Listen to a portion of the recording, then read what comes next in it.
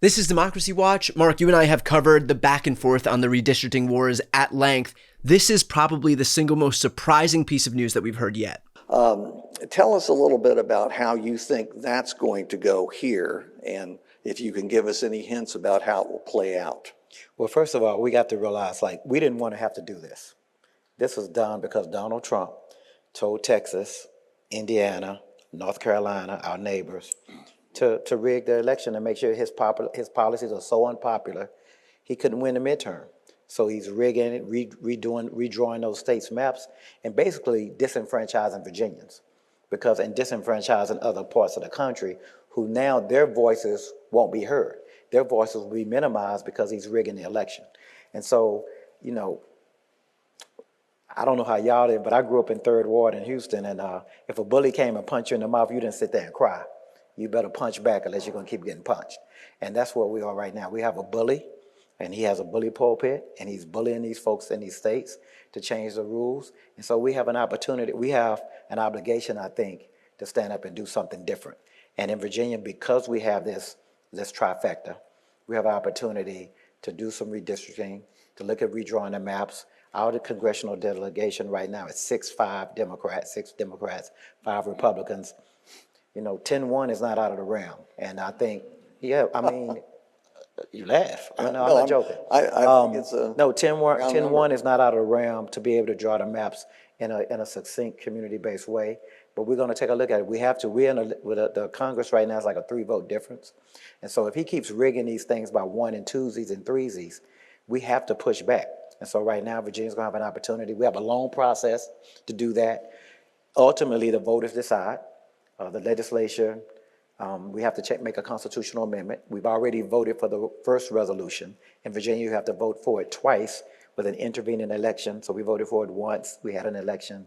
We'll vote for it again, more than likely on January 14th. That's why I say things happen fast. And then once we do that, we'll set a date, pass some legislation to set a date for an election to happen on whether we should adopt that proposed constitutional amendment to allow us to do what they call it the decennial, right? Every 10 years. So a mid-decennial redrawing of the maps. And that's what we would do if we were able to pass that. So y'all gonna be seeing a lot of more TV commercials again. I apologize in advance because it's gonna be a whole campaign. And hopefully most of y'all will support it because we cannot allow folks to rig the system in the middle of the cycle and we not respond. And that's what we're doing. So it looks like a 10-1 map is on the table. Can you explain why that is so cataclysmic here? Oh, it's extraordinarily important. I live in Virginia, and right now it's got a 6-5 map, which nobody's going to convince me that isn't gerrymander. Don't tell me that it was drawn by 2 special masters.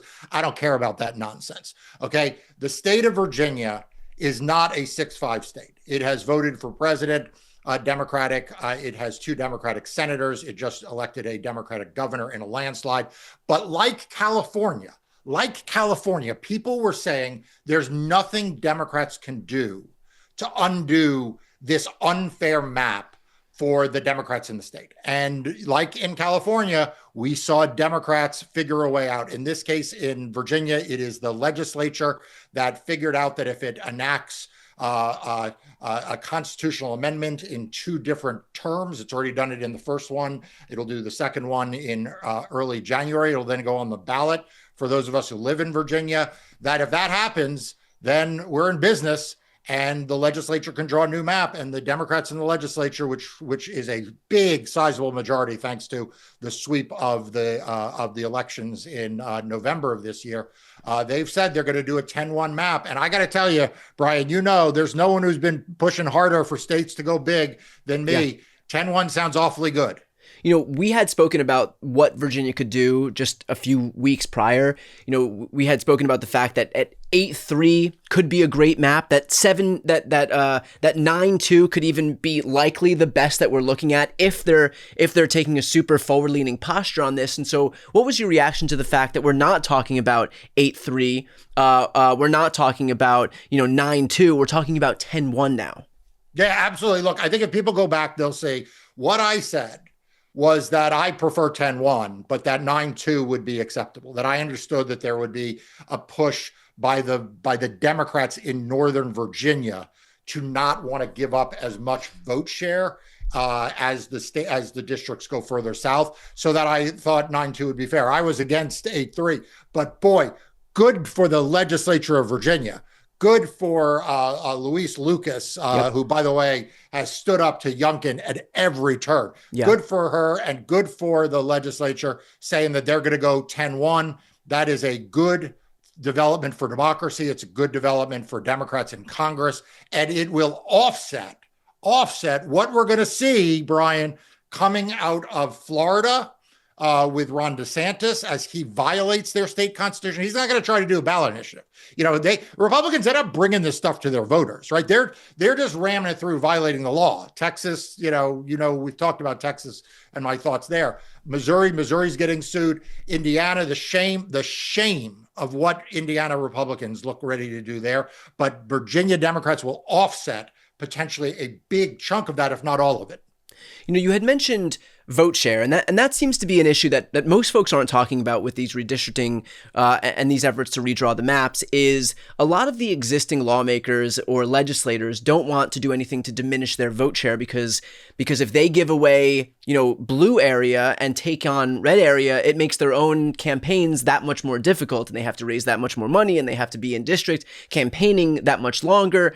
And we've seen a lot of instances where certain Democratic representatives are taking on these areas, like Robert Garcia, for example, to make that California map happen. But then what people don't talk about is the reason that this is so difficult is there's lots of reporting that existing lawmakers don't want to do that. And in fact, that's some of the reporting that's come out of Illinois. And so in light of that, in light of the fact that we are seeing this assault against democracy by Republicans, what would your message be to those legislators and lawmakers who are more focused on keeping their district as insulated with as many blue voters as possible, so that they don't have to give up ground and make their own re-election campaigns that much more difficult come the next election?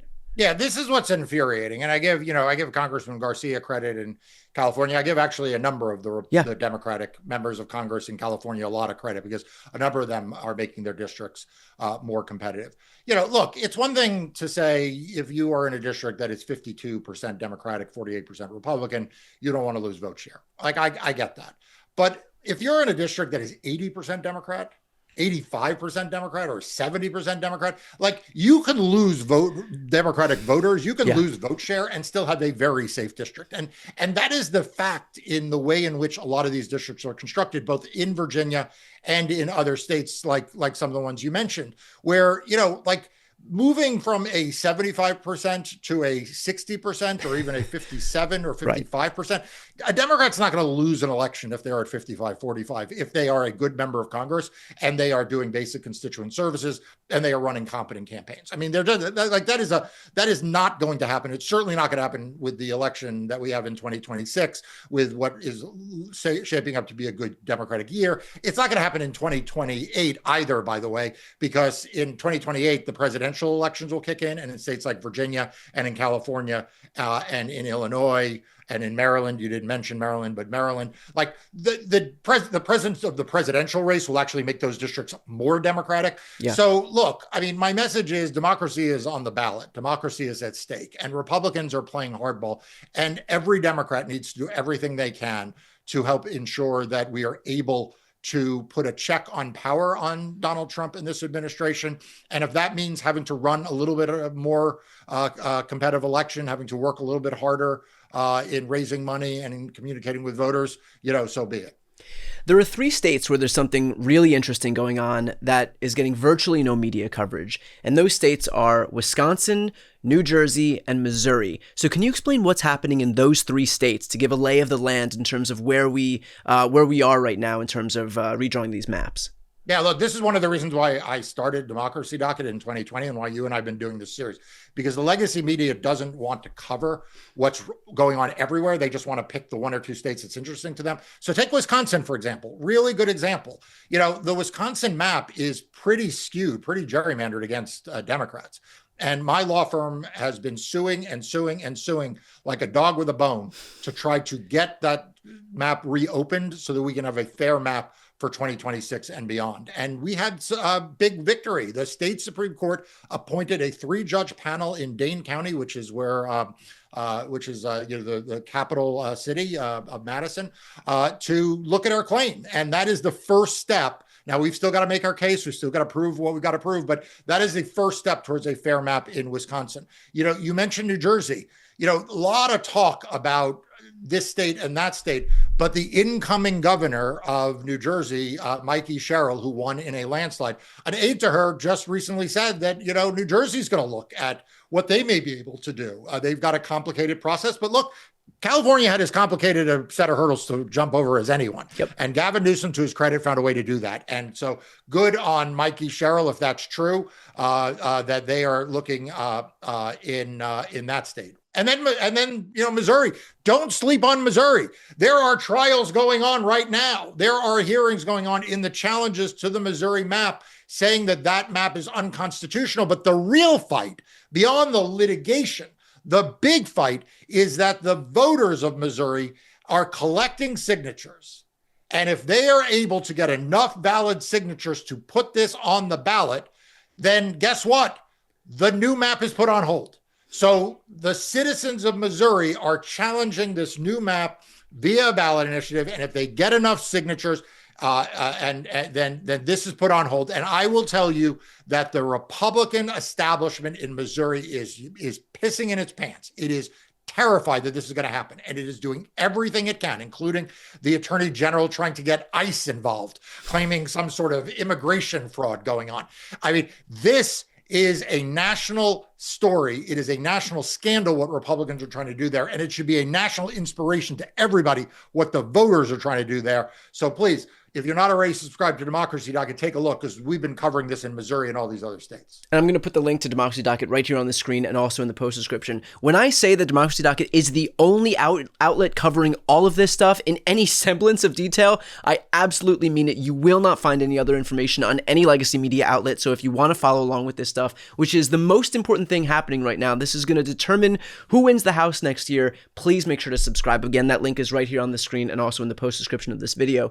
Mark, it's worth asking, we are talking about all of these cases, and it very much looks like, despite Republicans' aggressive posture, that it may be a wash. There's even a world where if things work out in Missouri, if things work out in New Jersey and Maryland and Virginia, that Democrats might have a slight edge in redistricting, despite the fact that this was all born out of Trump's desire to engineer a permanent majority for himself in the House.